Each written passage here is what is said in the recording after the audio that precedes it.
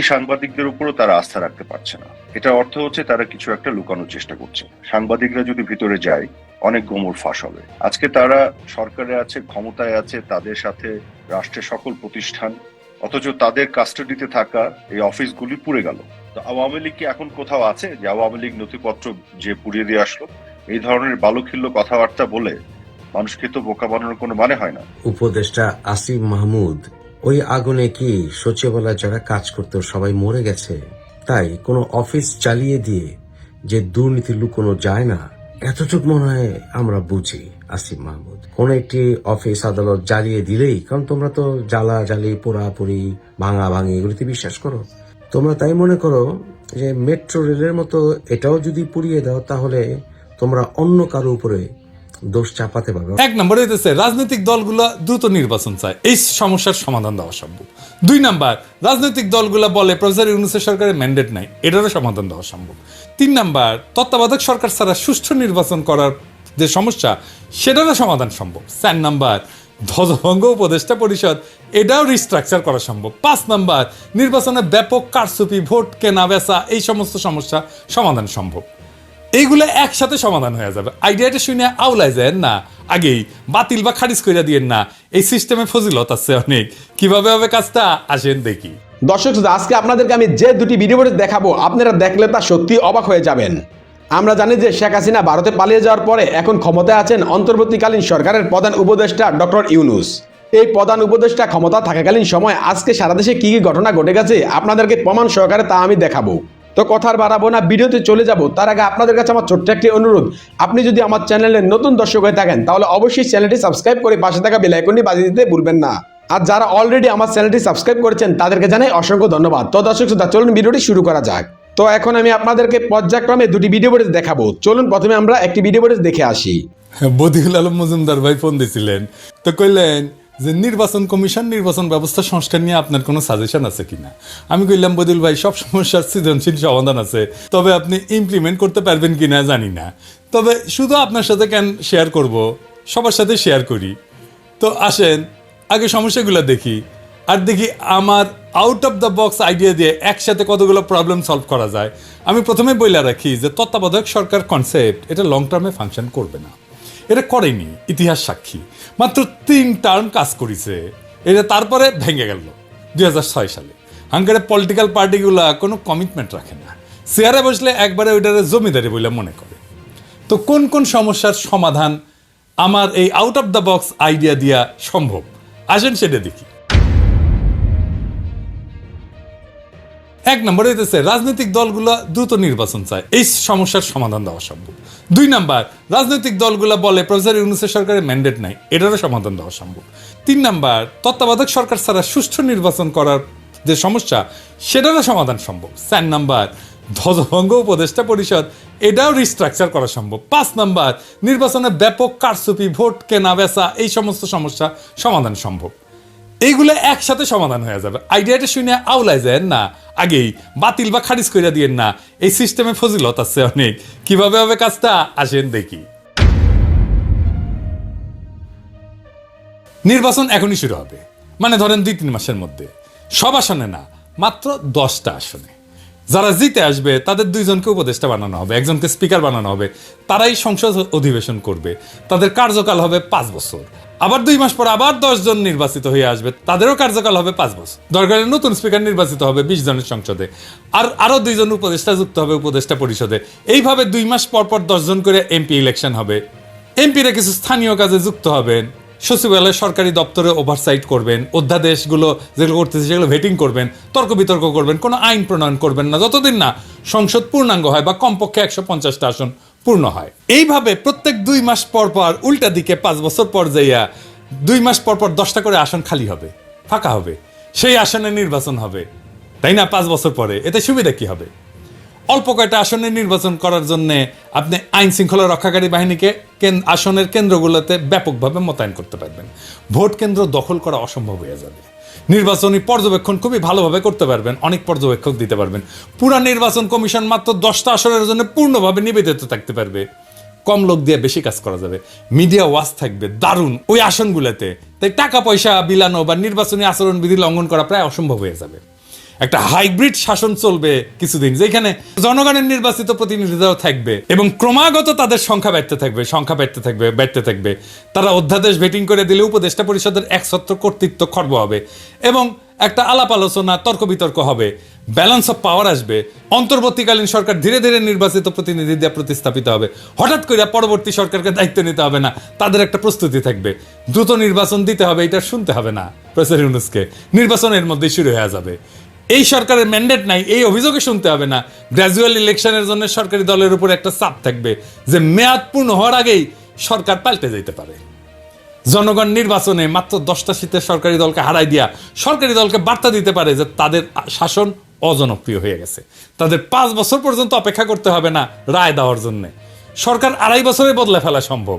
আপনারা দেখবেন সাধারণত সরকার গঠনের প্রথম 4টা বছর এর তুলনায় শেষ বছরের চিত্র কিন্তু ভিন্ন হয়। কিছুটা সংযত হইয়া শেষ বছরটা সরকার, সরকারি দল, নেতাকর্মী অনেকটাই জনবান্ধব হওয়ার চেষ্টা করে। কারণ একটাই, যে সে তার ইমেজের যে ক্ষতি হয়েছে সেটা সরকারের শেষ বছরে ভালো করতে চায়। কারণ সামনে নির্বাচনের খাড়া যদি সব সময় ঝুলায় রাখা যায় তাহলে এটা কত ভালো হবে ভেবে দেখেন। সবসময় জনগণের ভোটের চাবুকের মুখে থাকবে সরকার। ভবিষ্যতে যখন এই নির্বাচন পদ্ধতি নিয়মিত অনুসরণ করা হবে তখন কিছুদিন পর পরে সরকারের গৃহীত কর্মসূচি জনমত যাচাইয়ের সুযোগ থাকতেছে। প্রতিনিয়ত সরকারকে জনগণের কাছে যাইতে হচ্ছে বলে সরকার জনকল্যাণমুখী হওয়ার ক্ষেত্রে সচেষ্ট থাকবে। এইবার 300 আসনের নির্বাচন সম্পন্ন হয়ে গেলে, সকল আসন পূর্ণ হলে সংসদ প্রধানমন্ত্রী নির্বাচিত করবে আর প্রফেসর ইউনূসকে প্রেসিডেন্ট নির্বাচিত করবে। পাওয়ার ট্রানজিশনটা গ্র্যাজুয়াল হবে, অ্যাব্রাপ্টলি হঠাৎ করে বিদায় নিতে হবে না। সব অন্তর্বর্তীকালীন সরকারের এক্সিট প্ল্যান নিয়ে দুর্ভাবনা থাকে, কিভাবে তারা শাসনটা শেষ করবে সেই দুর্ভাবনা এখন আর থাকলো না। এক্সিট এর মধ্যে দিয়ে পরিকল্পিত হয়ে থাকলো। একসাথে কতগুলো সমস্যার সমাধান হলো দেখেন।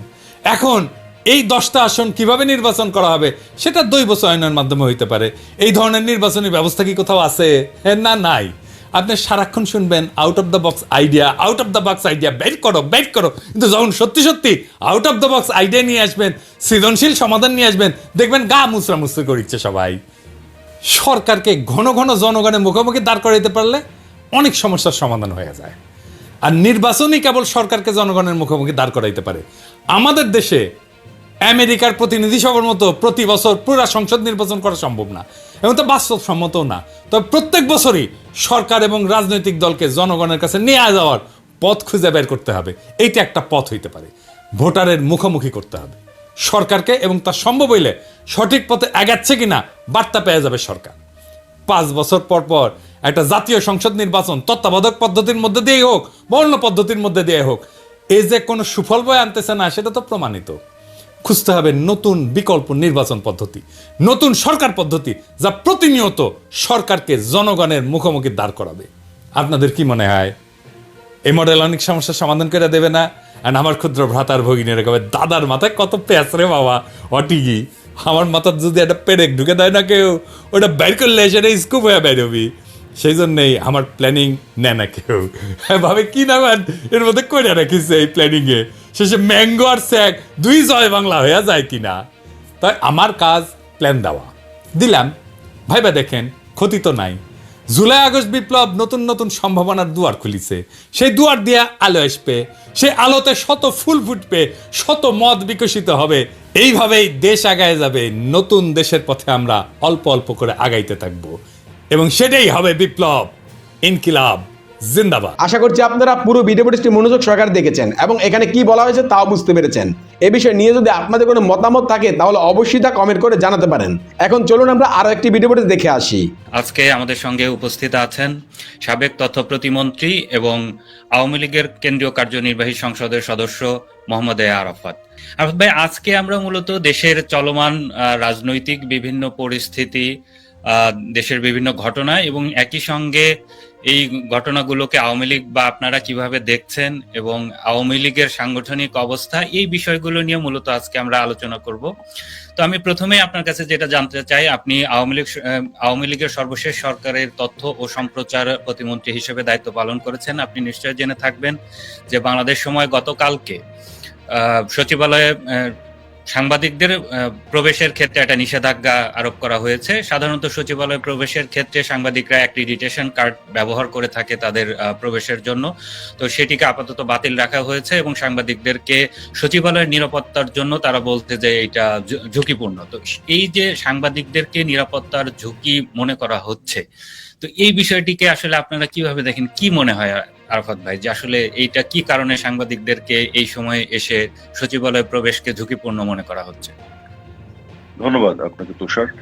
প্রথম কথা হচ্ছে যে যাদেরকে তারা আওয়ামী লীগ পন্থী সাংবাদিক মনে করেন তাদের তো অ্যাক্রেডিটেশন কার্ড তারা বাতিল করে দিয়েছে। তার মানে এখন যাদের কাছে অ্যাক্রেডিটেশন কার্ড আছে তাদেরকে নিশ্চয়ই তারা তাদের পক্ষের বা তাদের প্রতি তাদের আস্থাভাজন এরকমই মনে করেন, কিন্তু সেই সাংবাদিকদের উপরও তারা আস্থা রাখতে পারছে না। এটা অর্থ হচ্ছে তারা কিছু একটা লুকানোর চেষ্টা করছে। সাংবাদিকরা যদি ভিতরে যায় অনেক গোমর ফাঁস হবে। আজকে তারা সরকারে আছে, ক্ষমতায় আছে, তাদের সাথে রাষ্ট্রের সকল প্রতিষ্ঠান, অথচ তাদের কাস্টাডিতে থাকা এই অফিসগুলি পুড়ে গেল এবং তাদের যে দায়িত্ব ছিল সেটি তারা না নিয়ে তারা একটা ষড়যন্ত্র তত্ত্ব বাজারে ছেড়েছে। যার হাতে সবকিছু, যে এটার কাস্টাডিয়ান, যে এটার গার্ডের দায়িত্ব আছে, তার থাকা অবস্থায় যদি এইভাবে আগুন লাগে তাহলে এই দায়িত্ব কার? এই দায় কার? এখানে হয় তারা তো বলছে আরাফাত ভাই যে এর পেছনে ষড়যন্ত্র আছে এবং বিগত আপনাদের সময়ে টানা 16 বছরে যে ধরনের অন্যায় দুর্নীতি হয়েছে, এই দুর্নীতিকে আড়াল করার জন্যই ষড়যন্ত্র করে এই নথিপত্র পুড়িয়ে দেওয়া হয়েছে। তো আওয়ামী লীগ কি এখন কোথাও আছে যে আওয়ামী লীগ নথিপত্র যে পুড়িয়ে দিয়ে আসলো? এই ধরনের বালুখিল্য কথাবার্তা বলে মানুষকে তো বোকা বানানোর কোনো মানে হয় না। সকল ক্ষমতা তো তাদের, অথরিটি তাদের, দখল তাদের, তাদের দখলে সবকিছু, অথচ জিনিসগুলো পুড়ে গেল আর দায় দিচ্ছে অন্যদের ঘাড়ে। তো আমার কথা হলো যে এগুলো হয় কি, যে যখন নিজে দায় নিতে পারে না, নিজের কোনো যোগ্যতা স্বাক্ষর রাখতে পারে না, তাদের এখানে যেহেতু তারা এখন এই অফিসগুলোর দায়িত্বে আছে, কাজে সেগুলোকে রক্ষা দেওয়া, সুরক্ষা করার দায়িত্ব তাদের। আমি তো বরং আপনি যেটি বললেন যে এই মন্ত্রণালয়ের দায়িত্বে ছিলাম, সেই মন্ত্রণালয়ের দায়িত্বে থাকা একজন প্রতিমন্ত্রী হিসেবে আমি তো মনে করি যে এটি সঠিক তদন্ত করে বের করা দরকার কারা আসলে এই কাজটি করেছে। কারণ এটি তো খুবই একটা নেক্কারজনক একটি ঘটনা। আপনি সরকারি দলিল কেন এভাবে পুড়ে যাবে? এখানে হয় তারা নিজেরাই জড়িত ছিল অথবা তাদের এখানে এক ধরনের নেগলিজেন্সি ছিল এবং ফেইলিয়ার ছিল। যেহেতু তারাও এখানে দায়িত্বে আছে, তাদের এই দায় নিতে হবে। বরং আমরা তো শুনছি যে গত 4.5 মাসে তাদের বিরুদ্ধে যেসব দুর্নীতির অভিযোগ উঠছে, নিয়োগ বাণিজ্য, এই বাণিজ্য সেই বাণিজ্য, সেগুলো পুড়িয়ে দেওয়ার জন্য তারা করেছে কিনা। এখন এই ধরনের হাওয়ায় ওপর কথা তো না বলে তারাও যেটা বলছে, তদন্ত করলো না, কিছু করলো না, আগুন লাগলো, সাথে সাথে একটা স্টেটমেন্ট দিয়ে বাজারে ছেড়ে দিল। তো এই ধরনের আচরণ এগুলো ভালো না। আমি যেটা মনে করি যে এটা উচিত হবে সত্যিকার অর্থে ইম্পার্শিয়াল একটা তদন্ত করে জাতির সামনে হাজির করা, কেন কিভাবে হয়েছে।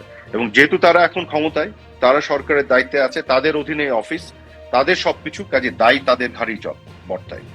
এবং তারা যদি এই অভিযোগ করে যে আমাদের কেউ ষড়যন্ত্র করেছে, সেটাও প্রমাণ করার দায়িত্ব তাদের। যতক্ষণ না করতে পারছে তার আগ পর্যন্ত তাদেরকে কিন্তু এই দায় দিতে হবে। যেমন কথা হলো যে এই ধরনের পাল্টাপাল্টি করার প্রয়োজন নেই।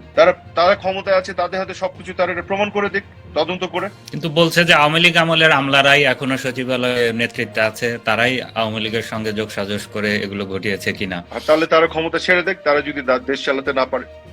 এসব কথা বলতে লাভ নাই। আওয়ামী লীগের আমলের বিভিন্ন বিষয় নিয়ে তাদের কত অভিযোগ, অথচ এই আমলেও তো শেয়ার মার্কেটে ধস দেখলাম আমরা, হাজার হাজার কোটি টাকা চলে গেল। এই আমলে তো আমরা দ্রব্যমূল্যের ঊর্ধ্বগতি আরো বেড়ে যাচ্ছে। তো এখনো চাঁদাবাজি সিন্ডিকেট আছে, তারা যেটা বলতো যে চাঁদাবাজি সিন্ডিকেট, এটা আটকাতে পারছে না। এই আমলে এখনো বিভিন্ন প্রকল্পের ব্যয় তারা বৃদ্ধি করে যাচ্ছে, হাজার হাজার কোটি টাকা বৃদ্ধি করছে। তো যেগুলো নিয়ে আওয়ামী লীগ আমলে আমাদেরকে তারা দোষ দিত, তা সবকিছু তো হচ্ছে এবং করে যাচ্ছে, এবং আরো 10 গুণ বেশি করে হচ্ছে। তারা বলতো যে আইনের শাসন বলে কিছু ছিল না, এখন আছে। এই ডিএমপি কমিশনারই তো বলছে যে বিভিন্ন জনের নামে মিথ্যা মামলাতে চাঁদাবাজি চলছে, এটাকে আইনের শাসন বলে? তারা গণমাধ্যমের স্বাধীনতার কথা বলতো, এখন গণমাধ্যমে ঢুকে মাস্তানি করে চাকরিচ্যুত করছে সাংবাদিকদের, অ্যাক্রেডিটেশন কার্ড বাতিল করছে, এখন যাদের অ্যাক্রেডিটেশন কার্ড আছে তাদেরকেও প্রবেশ নিষিদ্ধ করছে। কিন্তু বলা তো হয় যে আওয়ামী লীগের আমলে কোনো গণমাধ্যম কোনো কথা বলতে পারেনি, নিউজ করতে পারেনি, আপনারা গণমাধ্যমে ব্যাপক নিয়ন্ত্রণ প্রতিষ্ঠা করেছিলেন। এখন করতে পারছে?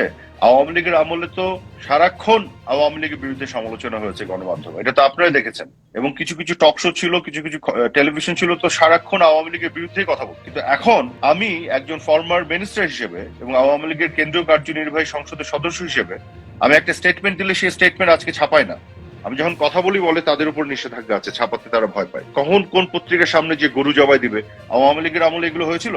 তো এখন কথা হচ্ছে যে আমরা ধরেন স্টেটমেন্ট বাদ দেন ছাপানো, আমাদের একটা বক্তব্য নেওয়া আপনার প্রকাশ করা তো দূরের কথা, আমরা ছোট একটা যদি প্রতিবাদ মিছিল করি দ্রব্যমূল্যের ঊর্ধ্বগতি এবং আইন শৃঙ্খলা অবনতি এগুলো নিয়ে, আমরা একটা ব্যানার ছাপাতে পারি না। যারা ব্যানার প্রিন্ট করে সেখানেও বলে দেয়া আছে যে কোনো ধরনের মুক্তিযুদ্ধের চেতনার পক্ষের কোনো ব্যানার ছাপানো যাবে না।